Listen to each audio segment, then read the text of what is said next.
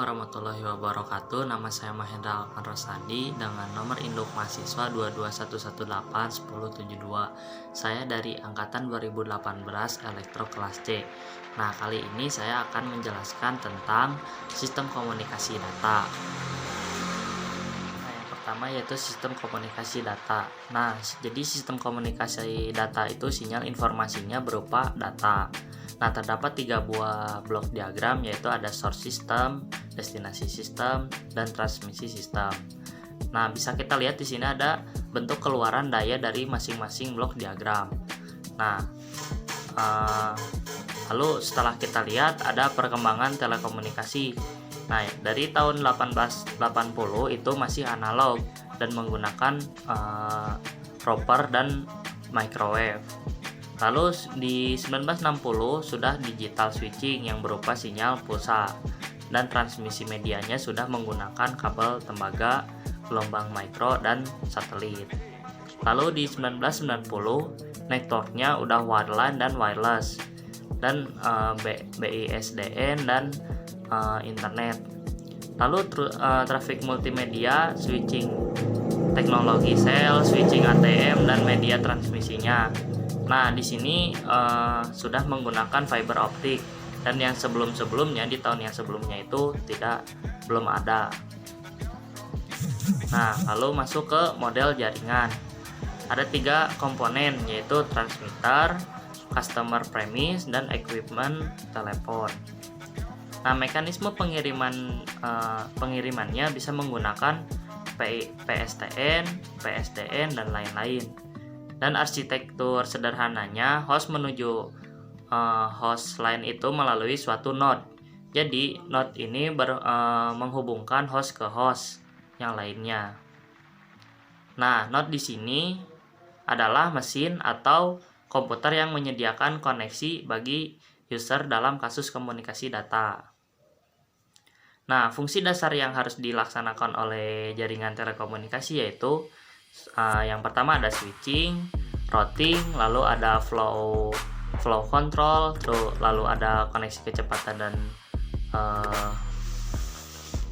kode, keamanan, backup, monitoring, internet working, lalu yang terakhir ada manajemen jaringan.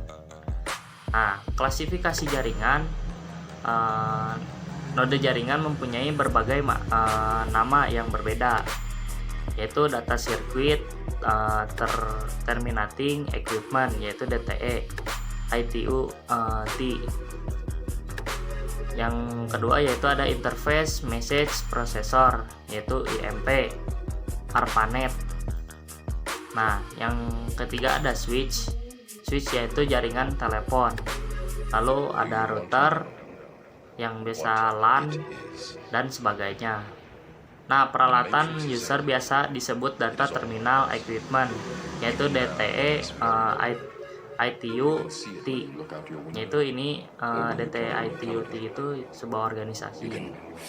Nah, yang pertama ada terminal, telepon set, host, PC, dan workstation, dan lain-lain. Nah, untuk konfigurasi jaringan itu menggunakan prinsip topologi. Nah, di sini saya akan menjelaskan beberapa jenis-jenis topologi. Yang pertama yaitu topologi ring. Nah, pola dari topologi ring ini hampir sama dengan topologi bus, tapi kadu terminal yang berada di ujung saling dihubungkan sehingga hubungan antar terminal berlangsung dalam suatu lingkaran tertutup. Nah, keuntungan dari si topologi ring ini, kegagalan koneksi media dapat diatasi dengan jalur yang lain. Penggunaan sambungan point to point membuat transmisi error dapat diperkecil oleh topologi ring ini.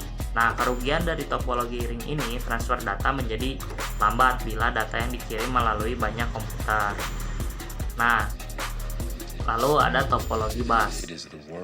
Topologi bus merupakan topologi yang menghubungkan semua terminal ke satu jalur komunikasi yang berbeda. Ujungnya ditutup dengan terminator.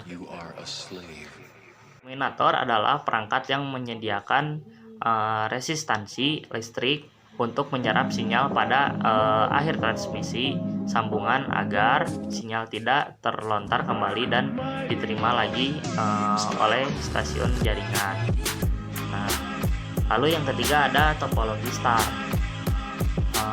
Yaitu ada satu buah terminal di mana itu adalah terminal utama, atau bisa dilihat di gambar, yaitu ada hub switch berfungsi untuk mengatur atau seperti mengendalikan semua kegiatan komunikasi data tersebut. Nah, yang keempat yaitu ada topologi mesh. Topologi mesh ini sama seperti topologi star, hanya saja tidak menggunakan hub atau switch untuk terminal pusatnya, melainkan setiap usernya dapat berfungsi juga sebagai hub atau switch. Nah, klasifikasi jaringan berdasarkan geografisnya. LAN hanya cakupannya beberapa kilometer saja kalau LAN. Nah, untuk MAN cakupannya puluhan kilometer. Untuk WAN yaitu cakupannya ratusan hingga ribuan kilometer. Terus terrestrial radio, ada terrestrial radio network, lalu ada komunikasi wireless, lalu ada satelit network. Nah, kita masuk ke circuit switching. Circuit switching ini dibangun di antara titik-titik ujung yang berkomunikasi setelah dibangun sinyal data direksional atau dua arah dan dapat mengalir secara kontinu. Nah, terdapat 3 fase dalam suatu koneksinya. Pembangunan sirkuit yang pertama, lalu ada transfer data, lalu penutupan sirkuit. Yaitu dari penutupan sirkuit ini contohnya jaringan telepon. Nah, kita masuk ke circuit switching untuk timingnya. Proses interkoneksi pada circuit switching itu yang pertama adalah pembuatan saluran, di mana pada proses ini terjadi delay di antara pos 1 dan node 1. Untuk menghitung delaynya yaitu total propagasi ditambah transmisi lalu ditambah total prosesi. Nah, untuk rumusnya yaitu total delay sama dengan 4 kali M kali L ditambah M kurangi 1 dikali P ditambah B per W,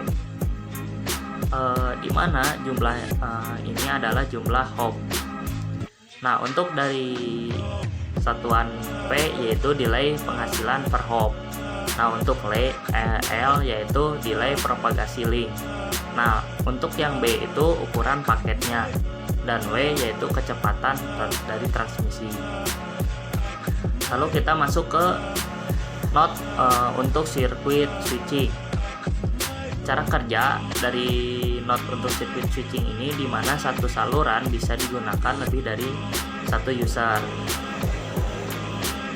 Nah, lalu masuk ke multiplexing dan demultiplexing untuk sirkuit switching.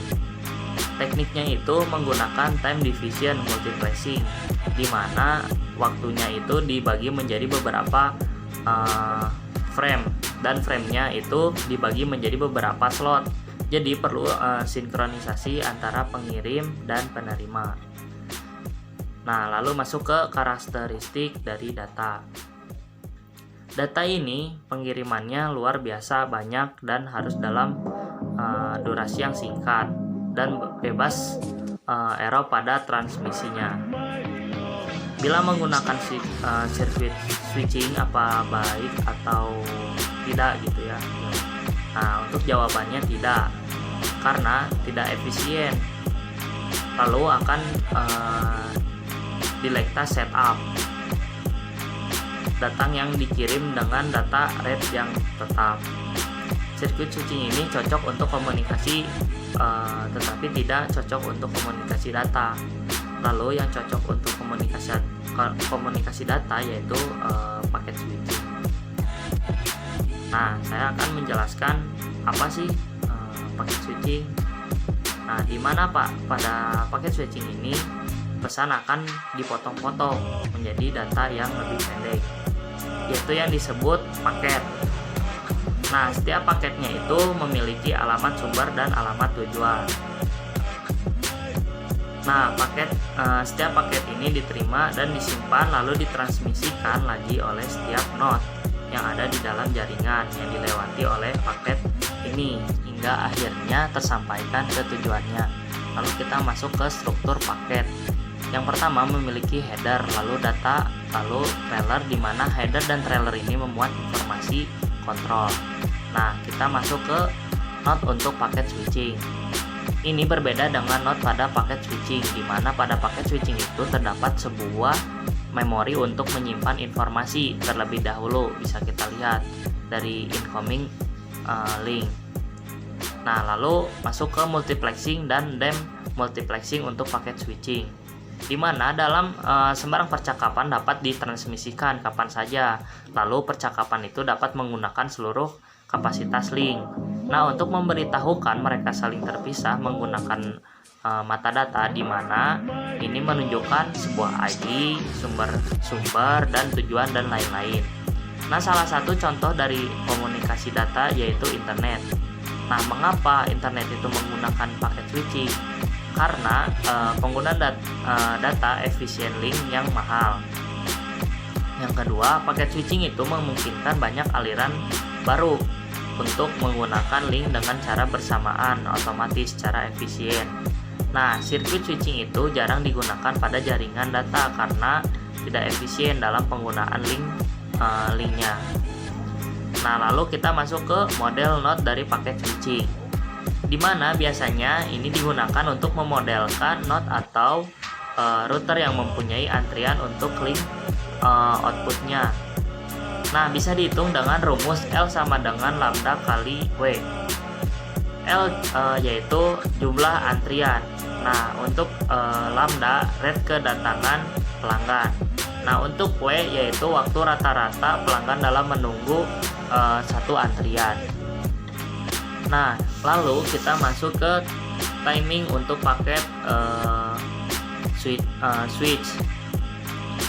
Agar host 1 terhubung ke host 2, itu node 1 harus terhubungkan ke node 2 informasinya. Nah, lalu informasi node 2 harus terhubung ke host 2.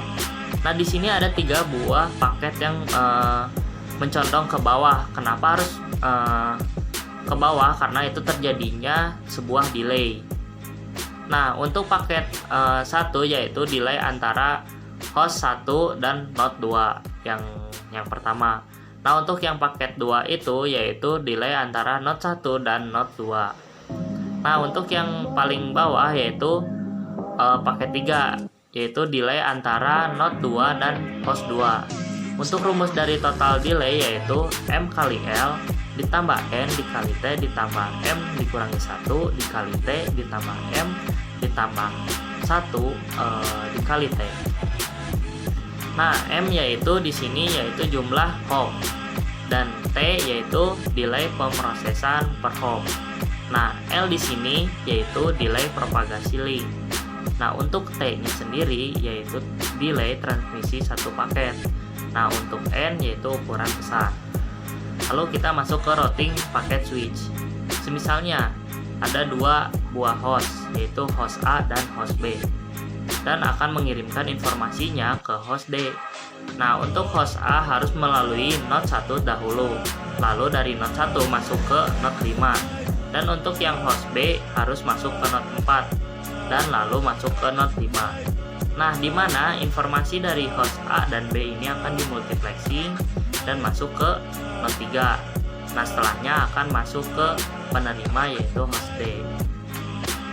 Nah, lalu masuk ke virtual circuit packet switching, di mana virtual ini merupakan hybrid dari circuit switching dan paket switching.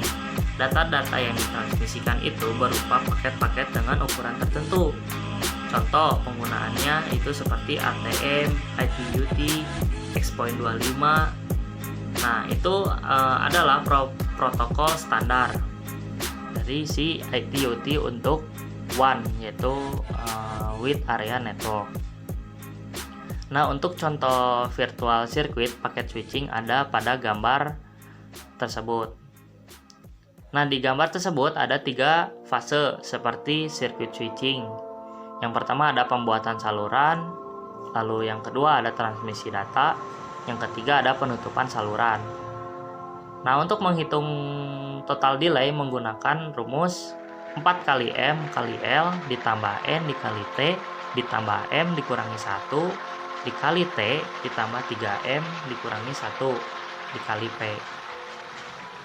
Nah, kesimpulan dari sirkuit switching dan paket switching, keuntungan yang paling penting dari paket switching dan sirkuit switching dapat mengeksploit statistical multiplexing. Lalu router pada paket switching itu lebih kompleks dibandingkan router pada sirkuit switching, dan lalu sulit mendapatkan servis jaringan yang baik. Contohnya itu adalah delay. Terima kasih. Mohon maaf apabila ada salah kata. Semoga bermanfaat. Wabillahi taufiq hidayah. Wassalamualaikum warahmatullahi wabarakatuh.